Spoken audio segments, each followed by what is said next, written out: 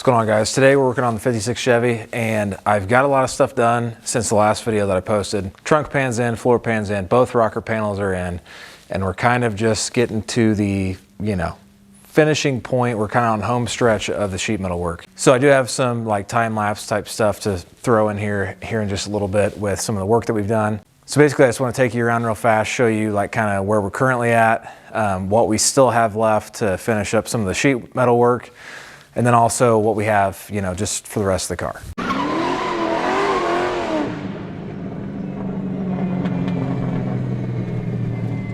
All right, so as you can see, the rocker panel's in. The door gap all looks pretty good. It needs to go this way just a hair, but then you come down to here and you can see kind of what we have left just to finish off this bottom rocker. It does go all the way along the bottom there. So we just need one little patch to kind of finish up this little section right here, and then all of that will be good. Ignore the mess, but as you can see, the rocker panel and the floor pan matched up really, really good. So went ahead and welded that in there, and again, this little piece right here, we'll have to kind of cut it out and weld everything back in there. But so as you can see, the trunk pan comes in there and it overlaps the floor pan. Basically the last piece is just one little piece of sheet metal that goes over the edge. The main structural stuff is all here and everything's welded in. I have to final weld everything, but everything is actually installed into the car and everything's lining up pretty good. Same story over here on this side. Rocker panel's in.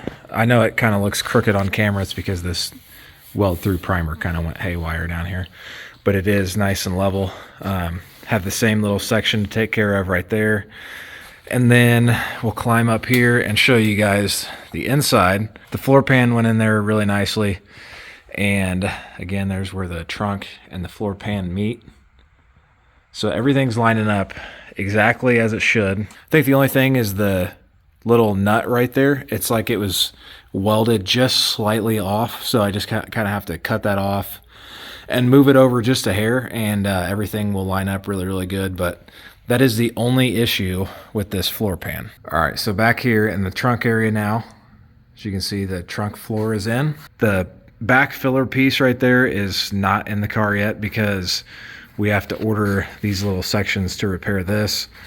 Over here on this side, there's a few holes and everything. So rather than trying to fabricate that out of sheet metal, it's going to be so much easier to come all the way back in here, get all this stuff, and they actually produce this piece to patch into that panel. So really fast, if you're wondering what this is, I actually had to weld the deck lid on, and because the gaps were all jacked up, so I had to shut the trunk, weld the trunk lid on, and then basically set all my gaps where I wanted them, weld everything into place with where the gaps all looked pretty good, and then I had to go in here and cut the deck lid off. And the reason why all that had to be done is because this had a feed sign in the back as a trunk floor for a while, and apparently they were drag racing it and everything else, so of course it created a mess. All right, so coming under here underneath the car, we now have a rear shock member. So instead of running the shocks up through the floor, they would normally come up through there. But instead, we just put this little bar in, and basically the top of the shock mount is just going to go up in here, and then the bottom will go into the factory location right off of the leaf spring perch. All right, so you can see where all the replacement panels have stopped up here. This is all factory stuff. But then this is underneath the car. And if you're seeing the bottom side of the frame rail right there still have all the surface rust on it, that will be taken care of when we go to undercoat the entire car. We'll get all that stuff. But for the metal work and everything, it doesn't make sense to, paint stuff, put stuff together, and then scratch a bunch of stuff and then have to do it all over again. So I like to get everything mocked up, make sure everything gets welded in nicely, then go back and do all of that. As you can see, the rocker is actually the entire assembly. So it goes all the way up here, and then you've got your nut welded on the back of there already. It's a very, very nice quality replacement part. All right, so before we go on to the welding part of this, I wanted to kind of remind you guys what this car is going to be. So we are LS swapping it, and with that being said, it's not a factory setup by any means, obviously. So basically, we got to make sure that we're going to have clearance for the firewall, the trans tunnel, and if any modifications need made, then we need to do those now versus later. You know, when we have undercoating done or anything like that, we need to make sure that we can get the engine mocked up, make sure that everything is going to work correctly. That way we're not doing it later when we've made a ton of progress and have to go back and, you know, kind of redo stuff over. We're also going to have a pretty sweet wiring setup in here. Far from factory. It's going to be like really good quality stuff. Every aspect of it, except for the looks of it. We want, you know, a classic look, but modern technology. With all that said, let's get to the good stuff.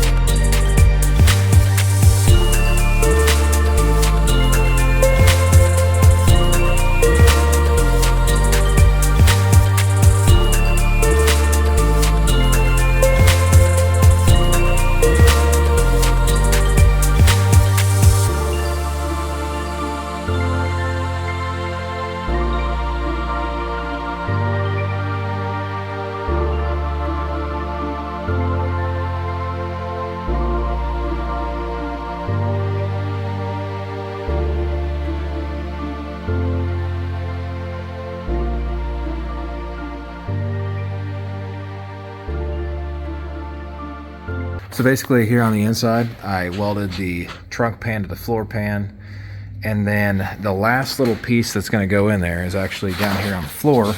So I just got to take this piece off. This is the original stuff. So I just got to separate it from the old trunk pan, or the trunk pan and the floor pan actually. And once this is separated, this piece will get welded in right to the bottom right here. So this will just go right there, and then that'll finish off the back portion of that. All right, guys, so obviously this was just supposed to be like an update video on the 56. A lot of this stuff is obviously kind of boring to go through step by step, so I'm just kind of compiling it into a big video for you. But once we get past all the metal stuff, it's going to be a whole lot more technical type of stuff, a lot more body work and stuff like that. But we have to get the LS engine ordered, the transmission and everything, mock it up. At that point, we could probably switch gears and kind of go into, you know, a completely different thing. You know, if we're waiting on one part, we can go in and work on something else. So I can't really tell you what the next video might be about because, all right, so another thing is the 67 F100 has kind of decided to just not run good anymore. So I don't know what happened. I took it out the first day, everything was fine. There was some noises, I guess, but nothing concerning from the engine or anything. And then started it the next morning, and there was all these vacuum leaks somehow. So I've checked everything that I possibly could, and basically there is a leak somewhere in the manifold. I don't know if it's the gaskets or what, but it's almost like in several places. So I figured instead of, you know, having to take everything apart and try to just reseal it with a 2-barrel intake manifold on it, I would get the 4-barrel while I'm already doing all this stuff, because you might as well. So I have a 4-barrel intake manifold coming, and that'll be in the next video. But that is why you haven't seen that in a while. Also, as far as like the audio and the picture and everything in this video, I am trying out my new phone. So if it sucks, let me know. If it sounds good, let me know. I'm sure I'll find out by the time I'm done editing it. But anyways, if you haven't already, make sure you're subscribed to the YouTube channel. I'd really appreciate it. In the meantime, I'm gonna be working on the metalwork still. And then hopefully by the time the next video rolls around, we'll be working on some more exciting stuff. Thanks for watching, and I'll catch you in the next video.